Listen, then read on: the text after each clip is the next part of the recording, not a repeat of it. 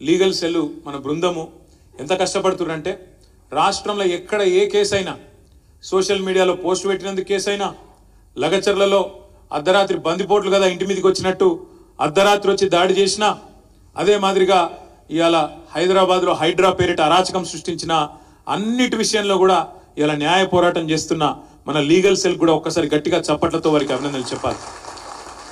So రాగానే వాళ్ళు గుంజుకపోయారు, లగచర్ల వాళ్ళు గుంజుకుపోయి ఆ రూమ్లో కూర్చొని వాళ్ళకి ధైర్యం చెప్పి ఏం కాదమ్మా పట్నం నరేందర్ రెడ్డి అరెస్ట్ అయిండు, ఆయన భార్య కూడా అవస్థ పడతా ఉంది, ఆయన కుటుంబం కూడా అవస్థ పడతా ఉంది, ఆయన కోసం ఎంత కొట్లాడుతున్నామో మా నాయకుడు మీకోసం కూడా అట్లే కొట్లాడుతున్నాం, మీరు భయపడకండి బయటికి తీసుకొస్తాం తొందరలా అని చెప్పినాం.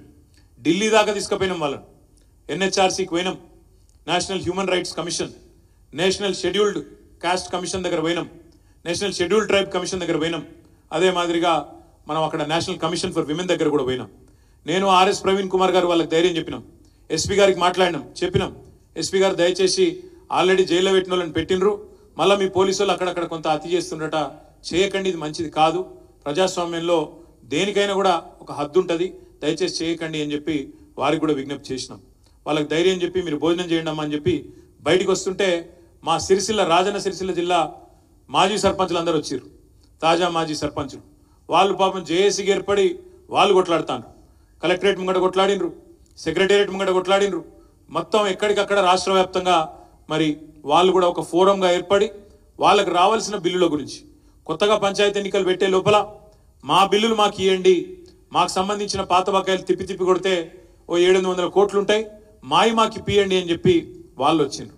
వాళ్ళని కలిసిన వాళ్ళతో కొద్దిసేపు ముచ్చట పెట్టి మా తులవు మా అక్క కోఆర్డినేషన్ చేసింది, వారి నేతృత్వంలో వాళ్ళందరూ వస్తే మాజీ జిల్లా పరిషత్ చైర్మన్ కాబట్టి వారు, అదేవిధంగా మా జిల్లా పరిషత్ ఉపాధ్యక్షుడు తమ్ముడు సిద్ధంవేని తీసుకొచ్చిండు. అయిపోయినాక బయటకు వస్తుంటే ఆశా వర్కర్లు వాళ్ళు వచ్చిండ్రు. వాళ్ళు వచ్చి అన్న ఎల్లుండి నుంచి అసెంబ్లీ స్టార్ట్ అవుతుందట కదా, మా గురించి మాట్లాడాలని చెప్పి ఆ సంఘం వాళ్ళందరూ వచ్చి రాంబాబు యాదవ్ గారు మా కార్మిక విభాగం అధ్యక్షుడు ఆయన కోఆర్డినేషన్ చేసిండు, వాళ్ళందరూ వచ్చిండ్రు. వాళ్ళతో మాట్లాడి ఇక్కడికి వచ్చేవరకు కొద్దిగా ఆలస్యమైంది. అప్పటికి ఇక మరి ఎక్కువ ఎవరితోనైనా పెట్టుకోవచ్చు కానీ రసమై బాలకృష్ణతో పెట్టుకోవద్దు, ఎందుకంటే ఆయనతో పెట్టుకుంటే ముఖ్యమంత్రులను ప్రధానమంత్రులను కూడా చీల్చి చెండాడిండు. ఉద్యమంలో అయితే సోనియా గాంధీ కాదు ఇంకోటి కాదు అందరినీ చీల్చి చెండాడిండు. కాబట్టి ఆలస్యమైంది, మరి ఏమనుకోకన్నా అంటే లేదు ఏం పర్వాలేదు మీరు రండి అని చెప్పిండు. తీసుకొచ్చి మా బంధువుకు లక్ష్మణ్ గారు అదేవిధంగా మిత్రులు మంచి ఏర్పాట్లు చేసినారు.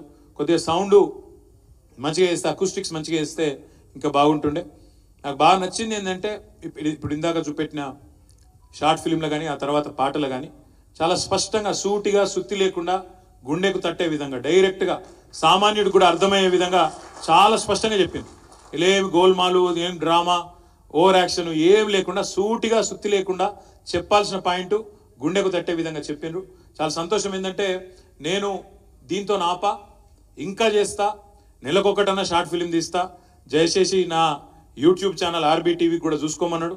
దగ్గర మరి చూసుకునేటోళ్ళు చూసుకొని అది ఒత్తేటోళ్ళు ఒత్తుండ్రి, గట్టిగొత్తి అన్నను అంటే నీకు ఆల్రెడీ సూపర్ స్టార్, నీకు కొత్తగా నేనేం చెప్తా కానీ కాకపోతే ఎందుకంటే అన్న భయం ఏంటంటే వీళ్ళు తీస్తారు కానీ చూపెడతారో లేదో మరి మనలైనా చూడమని, అంతే కదా నీ బాధ.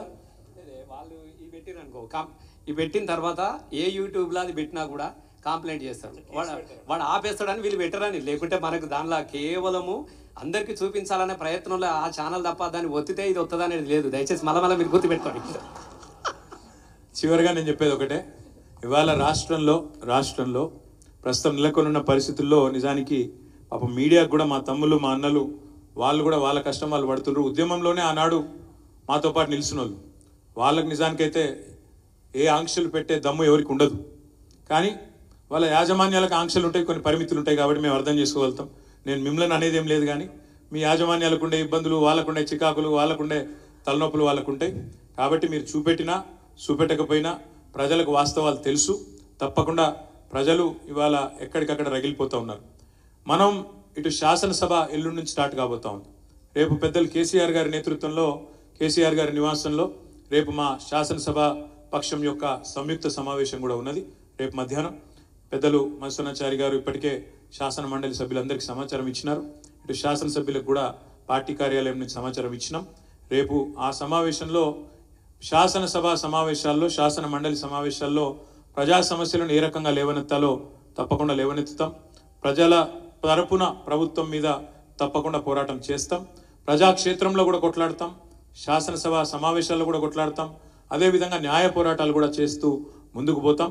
అధికారం మాత్రమే పోయింది తప్ప పోరాటం యావబోలేదు, పోరాటం చేవబోలేదు.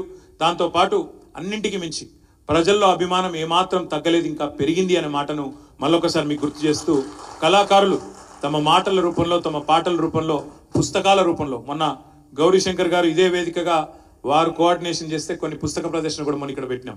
ఈరోజు కళాకారులు బాలకృష్ణ గారు, ప్రసాద్ గారు, అదేవిధంగా సందీప్ గారు వారి ప్రయత్నం వాళ్ళు చేస్తూ ఉన్నారు. దీన్ని ఇంకా కొనసాగిస్తాం.